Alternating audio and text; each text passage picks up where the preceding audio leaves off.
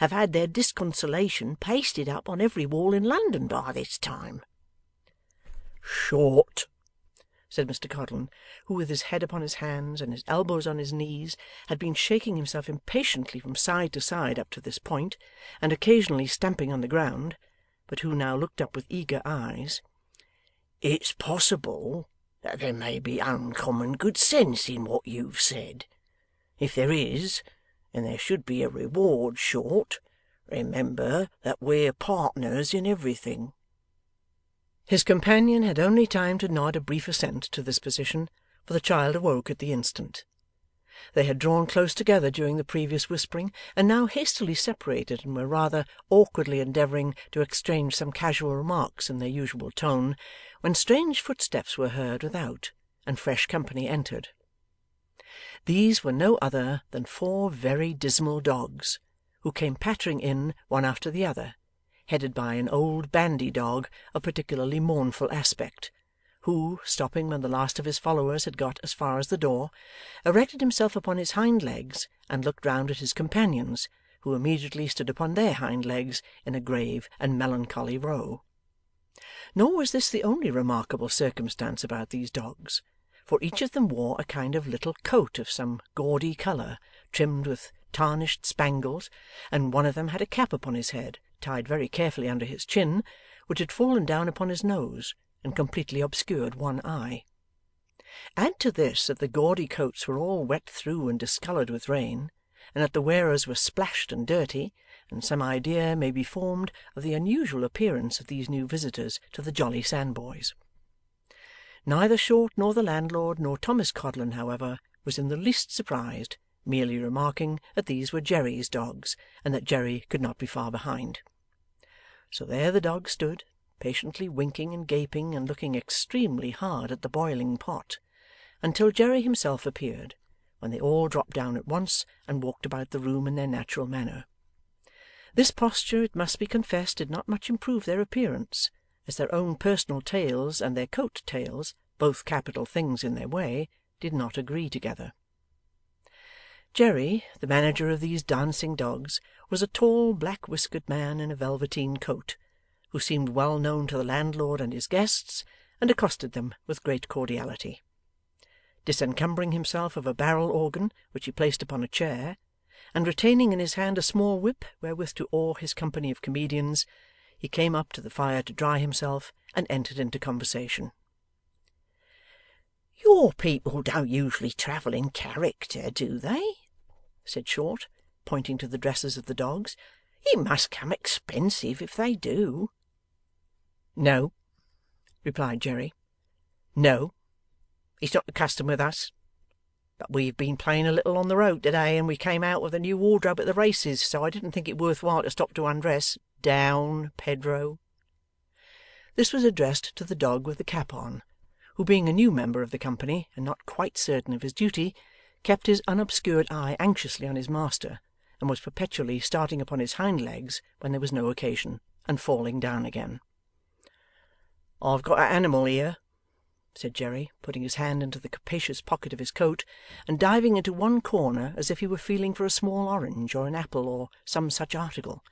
'An animal here, what I think you know something of, Short.' 'Ah!' cried Short. 'Let's have a look at him.' 'Here he is,' said Jerry, producing a little terrier from his pocket. 'He was once a Toby of yours, warn't he?' In some versions of the great drama of Punch there is a small dog, a modern innovation, supposed to be the private property of that gentleman, whose name is always Toby. This Toby has been stolen in youth from another gentleman, and fraudulently sold to the confiding hero, who, having no guile himself, has no suspicion that it lurks in others. But Toby, entertaining a grateful recollection of his old master, and scorning to attach himself to any new patrons, not only refuses to smoke a pipe at the bidding of Punch, but to mark his old fidelity more strongly, seizes him by the nose, and wrings the same with violence, at which instance of canine attachment the spectators are deeply affected. This was the character which the little terrier in question had once sustained. If there had been any doubt upon the subject, he would speedily have resolved it by his conduct, for not only did he, on seeing Short, give the strongest tokens of recognition, but catching sight of the flat box, he barked so furiously at the pasteboard nose, which he knew was inside, that his master was obliged to gather him up and put him into his pocket again, to the great relief of the whole company.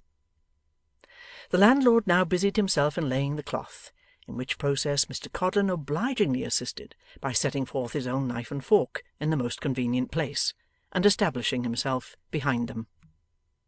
When everything was ready, the landlord took off the cover for the last time, and then indeed there burst forth such a goodly promise of supper, that if he had offered to put it on again, or had hinted at postponement, he would certainly have been sacrificed on his own hearth.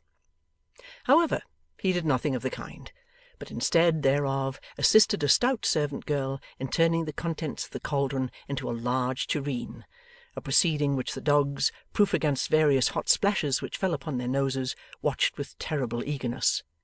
At length the dish was lifted on the table, and mugs of ale having been previously set round, little Nell ventured to say grace, and supper began. At this juncture the poor dogs were standing on their hind legs, quite surprisingly. The child, having pity on them, was about to cast some morsels of food to them before she tasted it herself, hungry though she was, when their master interposed. No, my dear, no. Not an atom from anybody's hand but mine, if you please. That dog,' said Jerry, pointing out the old leader of the troop, and speaking in a terrible voice, 'lost a halfpenny to-day. He goes without his supper.' The unfortunate creature dropped upon his forelegs directly, wagged his tail, and looked imploringly at his master. 'You must be more careful, sir,' said Jerry, walking coolly to the chair where he had placed the organ and setting the stop. 'Come here. Now, sir, you play away at that while we have supper, and leave off if you dare.' The dog immediately began to grind most mournful music. His master, having shown him the whip, resumed his seat and called up the others, who, at his directions, formed in a row, standing upright as a file of soldiers. 'Now, gentlemen,' said Jerry, looking at them attentively, 'the dog whose name's called eats. The dogs whose names an't called keep quiet. Carlo.' The lucky individual whose name was called snapped up the morsel thrown towards him, but none of the others moved a muscle. In this manner they were fed at the discretion of their master. Meanwhile the dog in disgrace ground hard at the organ, sometimes in quick time, sometimes in slow, but never leaving off for an instant. When the knives and forks rattled very much, or any of his fellows got an unusually large piece of fat, he accompanied the music with a short howl, but he immediately checked it on his master looking round, and applied himself with increased diligence to the old 100th. End of chapter 18.